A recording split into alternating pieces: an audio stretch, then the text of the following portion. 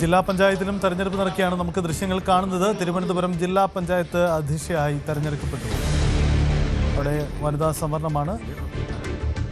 പ്രിയദർശിനിയാണ് CPM nominee. പ്രിയദർശിനിയാണ് അവിടെ ജില്ലാ പഞ്ചായത്ത് പ്രസിഡന്റായി തെരഞ്ഞെടുക്കപ്പെടുന്നത്.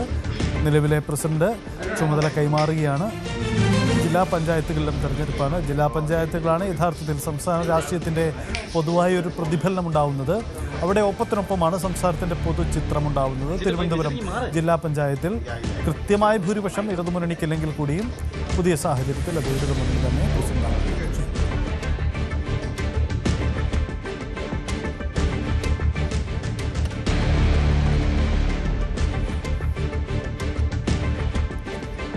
പുതിയ ജില്ലാ പഞ്ചായത്ത് അധ്യക്ഷ പ്രിയദർശിനി മാധ്യമങ്ങളോട് സംസാരിക്കാൻ വരികയാണ്. തിരുവനന്തപുരത്താണ് ഈ കാഴ്ച ഉണ്ടാവുന്നത്. സാരംഗ് സുധാകരൻ നമുക്കൊപ്പം ചേരുന്നു. സാരംഗ്, തിരുവനന്തപുരത്ത് ഒപ്പത്തിനൊപ്പം നിൽക്കുന്ന ഇടങ്ങളുണ്ട്. അവിടെകൾ വലിയ നീക്കങ്ങൾ ഉണ്ടായിട്ടുണ്ട്. BSPയുടെ പോലും പിന്തുണയോടെ ഭരണം പിടിച്ച ഇടങ്ങൾ ഉണ്ടായിട്ടുണ്ട്. തിരുവനന്തപുരം ജില്ലാ പഞ്ചായത്തിൽ സസ്പെൻസ് ഒന്നും ഉണ്ടായില്ല അല്ലേ?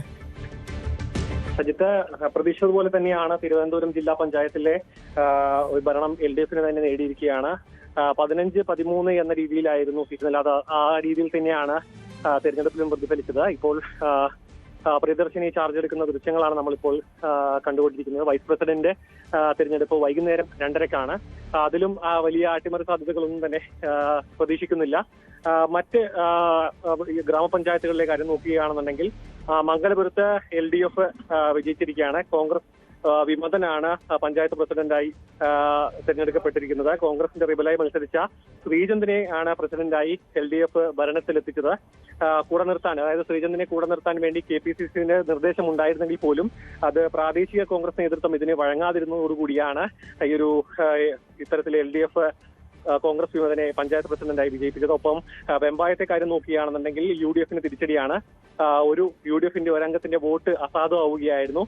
ഇന്നത്തെ ഈ ഒരു 13 ഗ്രാമപഞ്ചായത്തുകളിലെ ഈ ഒരു നിർണായകത്തിൽ ഈ ഒരു അസാധുവായ വോട്ടുകളാണ് വലിയ അട്ടിമറിക്ക് ഒരു സാഹചര്യം ഒരുക്കിയത്. UDFനും LDFനും ഉണ്ടായിരുന്ന 8 സീറ്റ് വീതമായിരുന്നു. അതിൽ അമിതാ ബാബുവാണ് പ്രസിഡന്റായി ചുമതലയേൽച്ചത്. ഒപ്പം ചെമ്മരുതിയിൽ UDFനാണ് വിജയം. അതായത് BSPയുടെ, സജിത്ത് സൂചിപ്പിച്ച പോലെ തന്നെ BSPയുടെ അനിതയുടെ വോട്ട് UDFന് വോട്ട് ചെയ്യുകയായിരുന്നു. UDFനും LDFനും അവിടെ 9 സീറ്റുകൾ വീതമാണ് ഉണ്ടായിരുന്നത്. UDFന്റെ രാജേഷാണ് അവിടെ പ്രസിഡന്റായി ചുമതലയേൽക്കുന്നത്. ഒപ്പം നോക്കുകയാണെന്നുണ്ടെങ്കിൽ 5 തെങ്ങില് ഇത് എല്ലാം മറികടന്നുകൊണ്ട് അവിടെ വോട്ടെടുപ്പ് ഈ ഒരു നറുക്കെടുപ്പിലേക്ക് നീങ്ങുകയായിരുന്നു. UDFനും 7-നും LDFും 7 സീറ്റുകൾ വീതമായിരുന്നു. അതിൽ ഷിൻസി ഐവിനാണ് പ്രസിഡന്റായി, കോൺഗ്രസിന്റെ ഷിൻസി ഐവിനാണ് പ്രസിഡന്റായി ഈ ഒരു സ്ഥാനം ഏറ്റെടുത്തിരിക്കുന്നത്. ജില്ലാ പഞ്ചായത്തിലെ ചുമതലയേൽക്കുന്ന ദൃശ്യങ്ങളാണ് നമ്മളിപ്പോൾ കണ്ടുകൊണ്ടിരിക്കുന്നത്. അതിനൊപ്പം തന്നെ ഇപ്പോൾ വന്നിരിക്കുന്നത് നമ്മൾ രാവിലെ തന്നെ സൂചിപ്പിച്ചിരുന്നു, ഈ ഒരു വിമതരും ഒപ്പം തന്നെ അസാധുവാകുന്ന വോട്ടുകളും ഒക്കെയാണ് ഇതിൽ വളരെ സസ്പെൻസ്ഫുൾ ആയിട്ടുള്ള കാര്യങ്ങൾ തീരുമാനിക്കുന്നത്. ഇപ്പോൾ വന്നിരിക്കുന്ന ഒരു ഗ്രാമപഞ്ചായത്തിന്റെ നിലയാണ് ഇപ്പോൾ പറഞ്ഞത്. ഒപ്പം തന്നെ ജില്ലാ പഞ്ചായത്തിലെ കാര്യം സഹിച്ച് സൂചിപ്പിച്ചാൽ തന്നെ വലിയ മാറ്റങ്ങളൊന്നുമില്ലാതെ തന്നെ പ്രതീക്ഷ പോലെ തന്നെയാണ് കാര്യങ്ങൾ നടക്കുന്നത്. മറ്റ് പഞ്ചായത്തുകളിലെ റിസൾട്ട് ഇനി വരാനിരിക്കുന്നു. യെസ്, അതാണ് സാഹചര്യം. തിരുവനന്തപുരം കോർപ്പറേഷൻ നഷ്ടമായ ഒരു രാഷ്ട്രീയ ക്ഷീണം ഇടതുമുന്നണിക്കുണ്ട്. അതൊഴിച്ചു നിർത്തിയാൽ ജില്ല ഇപ്പോഴും ഇടതുപക്ഷത്താണ് പൊതുവിൽ നിൽക്കുന്നത്. അതാണ് ജില്ലാ പഞ്ചായത്തിൻ്റെ ഒരു ചിത്രവും. കാര്യമായ നഷ്ടമുണ്ടായിട്ടില്ല. ഗ്രാമപഞ്ചായത്തുകളിലും ഇടതുപക്ഷത്തിന് വലിയ നഷ്ടമുണ്ടായിട്ടില്ല എന്നതാണ് തിരുവനന്തപുരം ജില്ലയുടെ ഒരു പൊതുചിത്രം. എന്തായാലും നേതാക്കളൊക്കെ അണിനിരന്നുകൊണ്ടാണ് ജില്ലാ പഞ്ചായത്ത് അധ്യക്ഷ സ്ഥാനം പ്രിയദർശിനി ഏറ്റെടുക്കുന്നത്.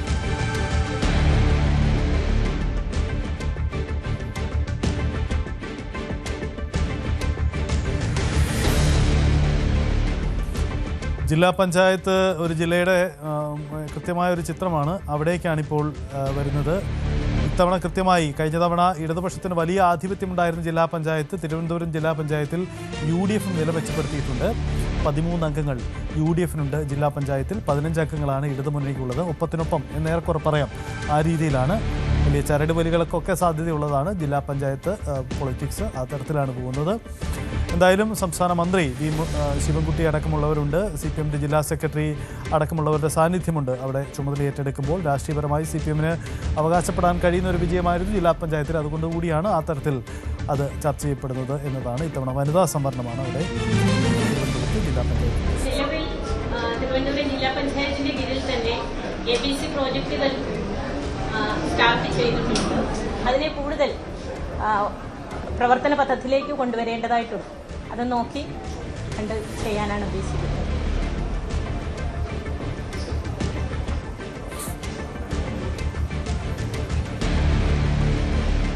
ABC പ്രോഗ്രാം അത് വിജയകരമായി മുന്നോട്ട് കൊണ്ടുവരും. അതാണ് പുതിയ ജില്ലാ പഞ്ചായത്ത് അധ്യക്ഷ തിരുവനന്തപുരത്തെ ആദ്യ പ്രതികരണം നടത്തുന്നത്.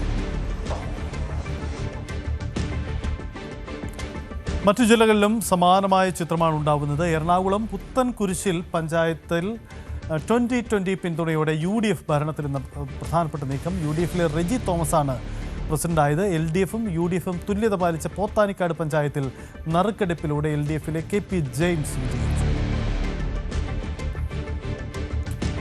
2020യുടെ പിന്തുണ അവിടെ പുത്തൻകുരിശിൽ UDFിന് കിട്ടിയെന്നത് ശ്രദ്ധേയമാണ്. കാരണം 2020യും UDFും തമ്മിൽ ഏറ്റുമുട്ടിക്കൊണ്ടാണ് 2020യുടെ ഉദയം പോലും ഉണ്ടാവുന്ന അങ്ങനെയാണ്. പക്ഷേ ഇത്തവണ അവിടെ ഇടതുമുന്നണിക്കപ്പുറം UDFിനാണ് പിന്തുണ നൽകിയതെന്നാണ് സാധനം.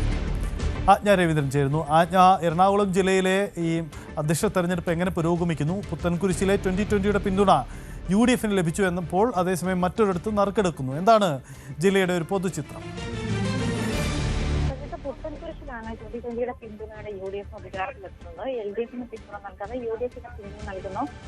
റെജി തോമസ് ആണ് പ്രസിഡന്റ് സ്ഥാനത്തേക്ക് എത്തുന്നത്. അതേസമയം കോതമംഗലത്ത് പോത്താനിക്കാടാണ് LDF UDF തുല്യ നിലയിലായതോടുകൂടി പ്രസിഡന്റ് സ്ഥാനത്തേക്ക് നറുക്കെടുപ്പ് നടന്നിട്ടുണ്ട്. LDFിലെ KP ജെയിംസ് അതുപോലെ UDFിലെ വിൻസെന്റ് ഇബ്രഹാം തമ്മിലായിരുന്നു മത്സരം നടന്നത്. LDFിനാണ് ഇതിൽ നറുക്കെടുപ്പിൽ വിജയമുണ്ടായത്. അതുകൊണ്ട് തന്നെ KP ജെയിംസ് ആണ് നറുക്കെടുപ്പിൽ വിജയിച്ചത്.